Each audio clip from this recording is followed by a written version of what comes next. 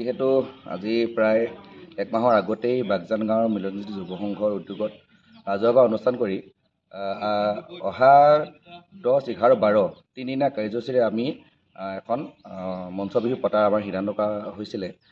কিন্তু এটা বৰ দুখৰ কথা, আমাৰ সংঘৰ ক্ৰীড়া সম্পাদক আৰু বাগজান গাঁও স্পৰ্টছ ক্লাবৰ ক্ৰীড়া সম্পাদক খুব সুদক্ষ এজন যুৱক আমাৰ মাজৰ পৰা যোৱা 20 তাৰিখে অকালতে গুচি গ'ল। গতিকে আমি বহুত মৰ্মাহত। তাত বহুত দল সংগঠন বহুত গুণমুগ্ধৰে আমাৰ তেওঁৰ কৰ্মৰাজি আমি শেষ কৰিলোঁ, তিনিদিনীয়া কৰ্মৰাজি শেষ কৰিলোঁ।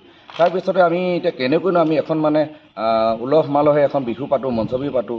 তো সেইটো কথা খুব গভীৰভাৱে আলোচনা কৰা হ'ল। আলোচনা কৰাৰ পিছত আমাৰ যুৱ সংঘৰ নেতৃত্বত থকা সকলো যুৱক, গাঁৱৰ ৰাইজ আহি আৰু উদযাপন সমিতি যিখন গঠন কৰা হৈছিলে, তেওঁলোকৰ মাজত আলোচনা কৰাৰ পিছত আজি ৰাজহুৱাভাৱে সিদ্ধান্ত গ্ৰহণ কৰা হৈছে যে আমি বাতিল কৰোঁ। কিয়নো আমি তেনেকুৱা এটা অনুষ্ঠান পাতিলে হয়তো আমি বহুতখিনি কিছু মানুহৰ উত্তৰ দিব লাগিব, আৰু এইটো হয় মানৱীয়তাৰ খাতিৰত আমি কৰিব লাগিব, মানুহক সন্মান দিবলৈ আমি কিছুমান ষ্টেপ ল'ব লাগিব। এনে বুলি ভাবি আমি আমাৰ এই 10, 11, 12 বিহুৰ যি মঞ্চ বিহু আমি বাতিল কৰিছোঁ। আৰু লগে লগে আমি এটা খুব ভাল সিদ্ধান্ত ল'বলৈ আমি ল'লোঁ।